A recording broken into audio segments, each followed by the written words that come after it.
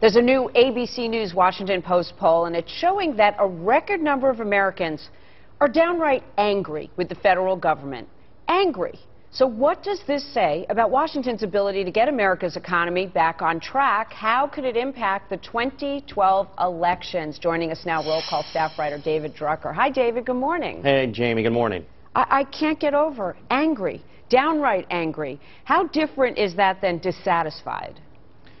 Well, people are dissatisfied, and it could mean that they have faith that things can be fixed, that if they just put the right people in place, that there can be a turnaround. When people are angry, it to me means that exactly what they want to fix things, how they might go about it, either at the ballot box or otherwise in terms of who they're going to support in an election, is much more unpredictable. Anger, in a sense, expresses a lot of frustration, I think, with the system itself, which of course then makes it very hard for sitting politicians to do anything, because when you have angry voters, it makes a politician that much less likely to take a risk because they're so worried that an angry voter is going to get mad at them for the very fix that some people say they want. But maybe more than that. Maybe they become generic. Maybe if overall people are dissatisfied, they don't even think about what a particular candidate or sitting Congress member can do. So the question I have is 31% were downright angry. If you add the dissatisfied, 80%, 74% of folks with the all-important issue of the economy think that the country's seriously off track. Given those parameters, what is the definition of a candidate, first if it's President Obama or someone else on the Democratic side, and on the GOP, that you think fits the bill to change these folks' minds if they even show up at the polls? Well, I think people will show up. We've seen over the years that when times are tough, when things aren't going well, people tend to be more engaged and vote in higher numbers, percentage-wise. And I think ultimately what they're going to do is, in a sense, believe it or not, what they've always done. They're going to take a look at each candidate.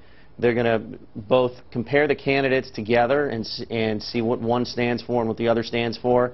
And then they're also going to make a choice on character and on leadership. And I think the best way, Jamie, I could translate what anger really means in an election is that it usually translates into voters just wanting leadership, which is a sort of open-ended, what does that look like, though, David? Quality. What does that look like? What does it look like for President Obama to show the leadership if things aren't getting passed? And what does it look like for a potential front-runner GOP candidate? Well, that's up to the voters to decide what leadership looks like. I think somebody wants just things to be fixed, and there is no easy answer.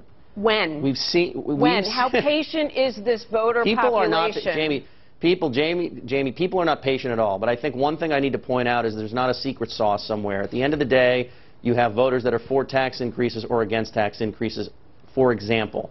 And they're going to look at the candidates based on what they believe and who they believe has experience and provides leadership. And leadership doesn't necessarily get down to issues. It's just a quality that makes people feel as though the country could get back on track if they elect this person. Let me jump in, because they've spoken, as far as President Obama is concerned, the need for leadership and whether or not the economy is back on track. Even if it is back on track, which who could say for sure, it's not moving fast enough.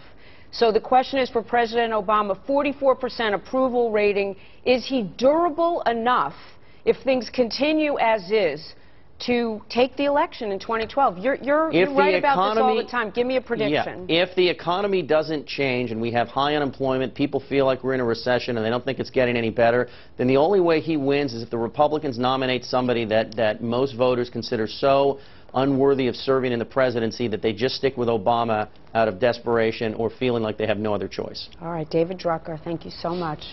Anytime. Have a great day.